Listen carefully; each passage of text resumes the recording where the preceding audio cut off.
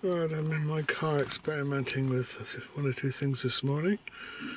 Must say the sat-nav on here is much more user-friendly than in my previous car.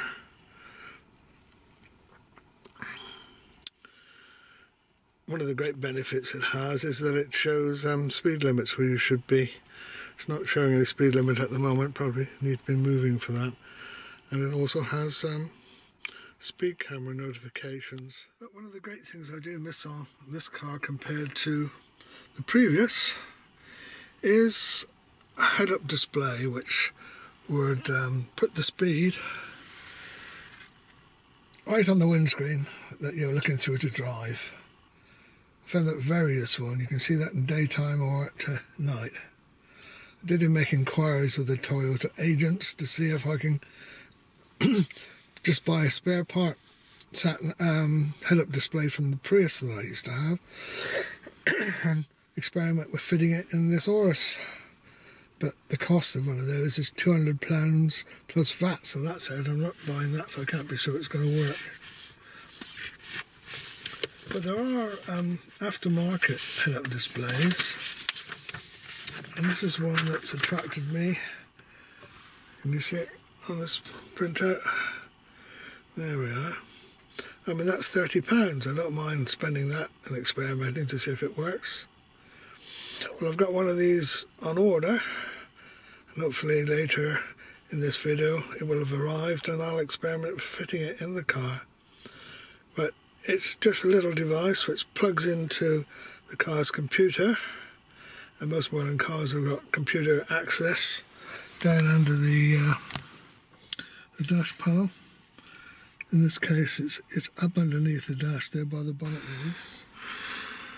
Just down there, look, under the dash is this connector. You plug this device in and it takes all the inputs it needs to give you signals of showing you your current speed, current RPM and economy.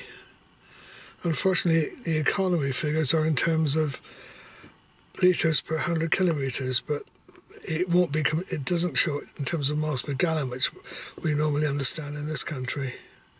Never mind, I shall know that the lower the figure there, the more economical is my driving. But this will show this the miles per hour as an alternative settings to kilometres per hour.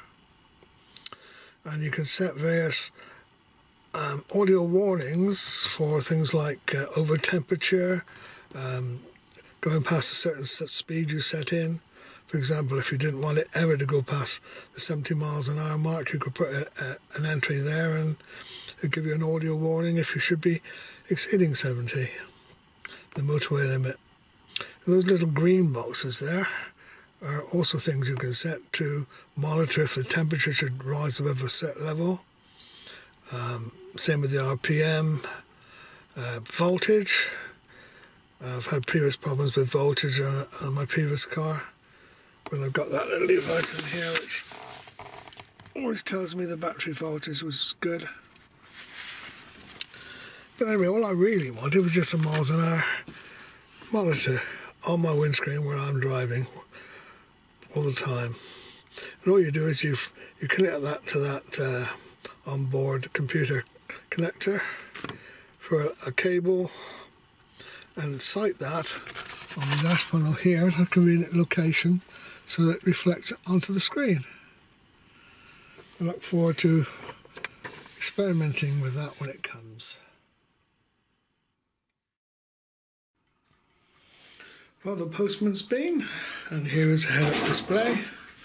So let's see what's in the box.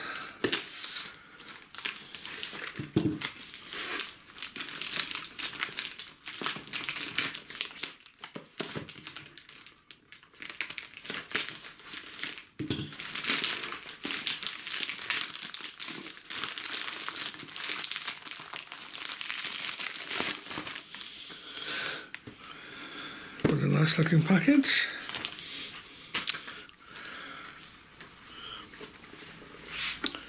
When I first discovered this unit, I was puzzled by its name, I found, but there you are. That's the brand name. And you can see on the side that that's a display similar to what we saw on the eBay printout. Let's go inside the box.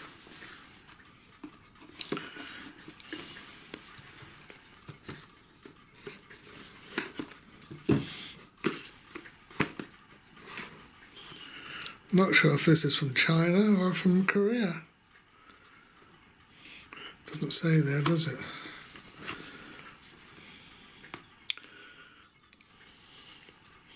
No. Oh, China, made in China. Right, there we go. Quite nicely presented. Yeah. There's the unit itself. Of course, what this is, it's just a little illuminated device which projects a backwards image onto the windscreen. So all the letters here appear to be backwards because you'll be seeing it like in a mirror. Okay, what else is in the box?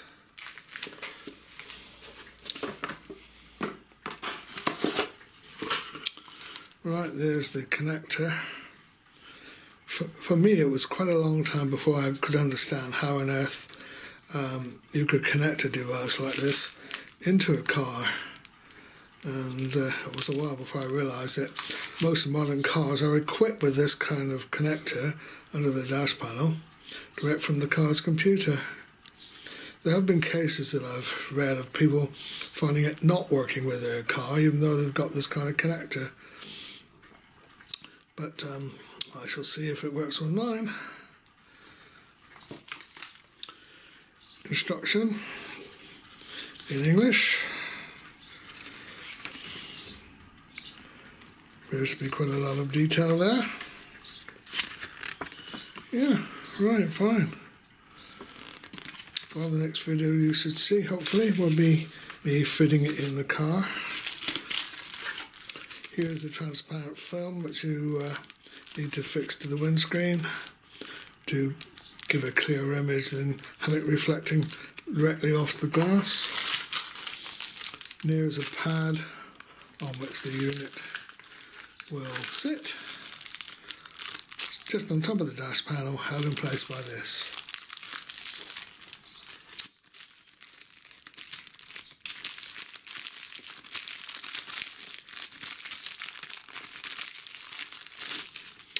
Yeah, there's the control buttons at the bottom.